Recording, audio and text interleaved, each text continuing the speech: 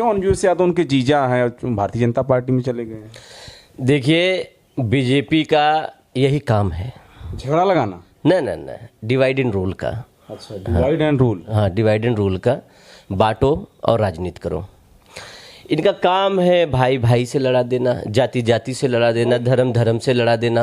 ये काम है इनका, इनके पास कोई काम है नहीं। वो तो आप भी कर सकते हैं। हम क्यों करेंगे, हमारा ये काम नहीं है। आप भी कहीं से ऐसा कर दीजिए। क्यों करेंगे भाई, हमारी समाजवादी की ऐसी सोच ही नहीं है। हमारी समाजवादी की सोच एक सेकुलर सोच है। कहिए किसी को, कहने का मतलब क्या है भाई, आप भी कर दीजिए ना। हम क्यों करें? अनुजेश जी तो कह रहे हैं कि रिश्तेदारी अलग है, चुनाव का मामला अलग है, पार्टी में जाना अलग है।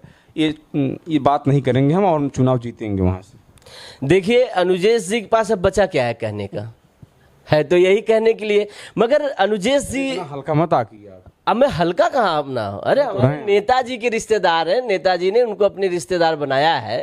तो हम साथियों नमस्कार, मैं हूं आपके साथ रमन। आप देख रहे हैं हिंदुस्तान की बात। उत्तर प्रदेश में उपचुनाव का डेट आ गया है। लगभग हर पॉलिटिकल पार्टियां अपना नामांकन भी कर चुकी हैं, लेकिन हमारे साथ बातचीत करेंगे डॉक्टर मनोज, जो समाजवादी पार्टी के वरिष्ठ नेता और पूरे एमएलसी प्रत्याशी हैं। हम बातचीत करेंगे करहल विधानसभा में जिस तरह से सियासत गरमाई है, उसी पर बातचीत करूंगा। दरअसल ये हुआ कि वहीं जहां तेज प्रताप यादव को समाजवादी पार्टी ने अपना प्रत्याशी बनाया, तो वहीं धर्मेंद्र यादव के जीजा को आपको बता दें कि भारतीय जनता पार्टी ने अपना प्रत्याशी बना दिया, जिनका नाम है अनुजेश यादव। मैं उसी पर बातचीत करूंगा।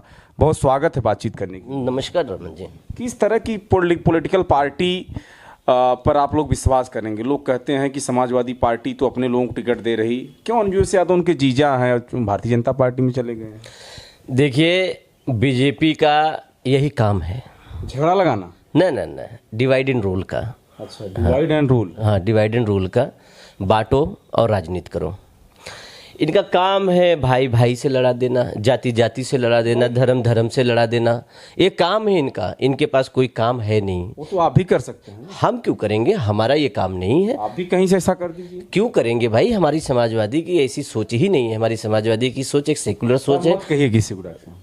कहने का मतलब क्या है भाई, आप भी कर दीजिए ना। हम क्यों करें? हम ये डिवाइड एंड रूल नहीं अपनाते हैं। हम ये चाहते हैं कि गरीब कैसे सुखमय होगा, गरीब कैसे खुशहाल होगा, किसान के खेतों में हरियाली कैसे आएगी, नौजवान छात्र जो तैयारी करें उनको नौकरी कैसे मिलेगी, नौजवान जो बॉर्डर पे है उनको सुरक्षा मुहैया कराने के लिए कैसी व्यवस्था की जाएगी, जो हमारे यहाँ के व्यापारी हैं वो कैसे खुशहाल होंगे। हम इस रास्ते पे जाने वाले लोग हैं। हम समाजवादी के लोग विकास पे विश्वास करते हैं। हम समाजवादी के लोग बच्चों के भविष्य के बारे में सोचते हैं। हम समाजवादी लोग व्यापारियों के बारे में सोचने वाले लोग हैं। हम इनके जैसे नहीं हैं कि डिवाइड करके जो है राजनीति करो।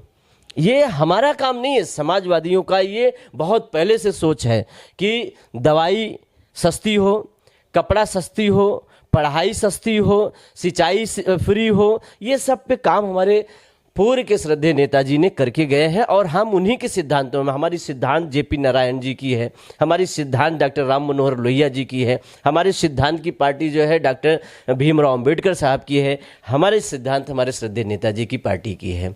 हम बीजेपी की तरह नहीं चलते। बीजेपी तो सिर्फ ये करती है कि हम किनको किससे लड़ा दें और लड़ा के हम चुनाव जीतें।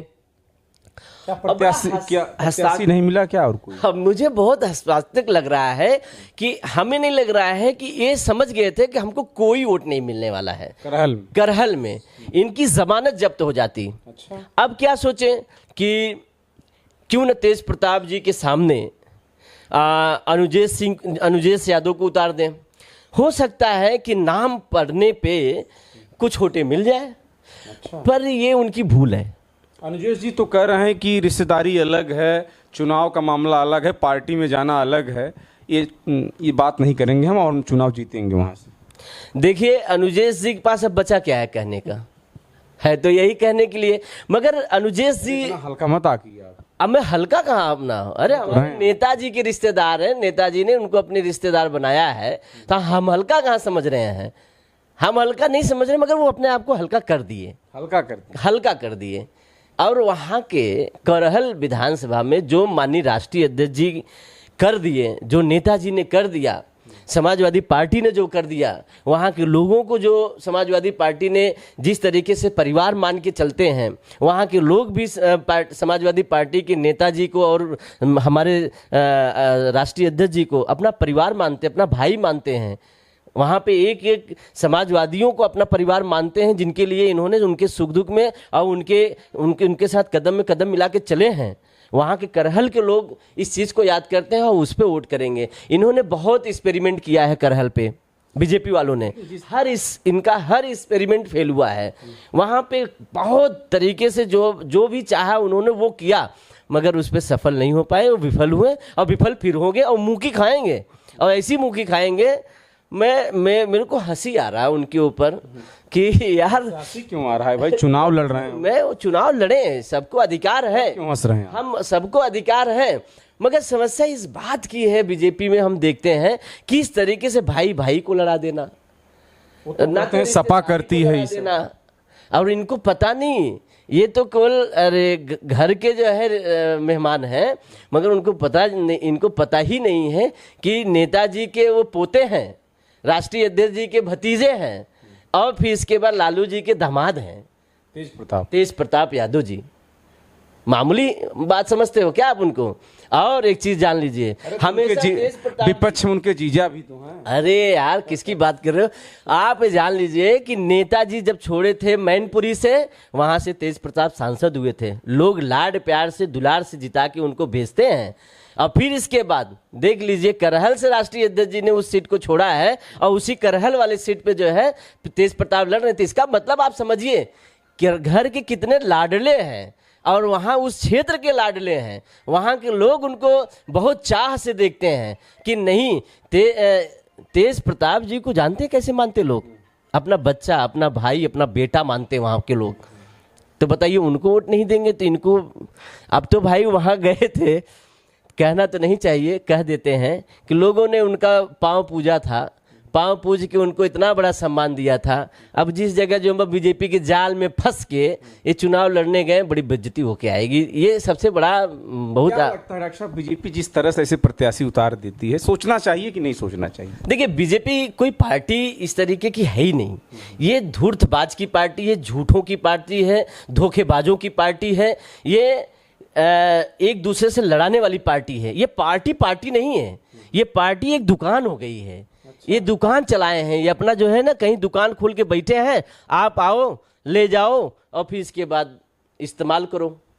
अच्छा। हाँ, ये हालात हो गई हैं। पार्टी का मतलब होता है एक सिद्धांत। चाहिए था ना कि हमारे सगे रिश्तेदार और एकदम खास लोग लड़ रहे हैं, तो इस तरह से हमको नहीं जाना चाहिए। अब वो उनकी सोच की बात है, वो कितना वो सोच सकते हैं वो वही जाने। उनकी बात तो मैं बहुत ज़्यादा नहीं करना चाहूँगा, क्योंकि वहाँ कोई मतलब ही नहीं है, उनका कोई मतलब नहीं है। मैं बीजेपी को कहना चाहता हूँ कि बीजेपी एक पार्टी ने, उसका रूल है न, सिद्धांत है न, आम जनता के बारे में उसकी कोई सोच है।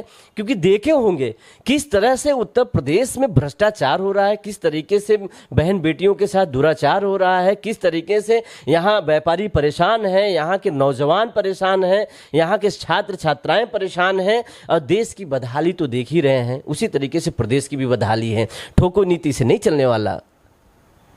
देखिए, हमारे साथ बातचीत कर रहे थे समाजवादी पार्टी के पूर्व प्रत्याशी डॉक्टर मनोज, जो जौनपुर से हैं।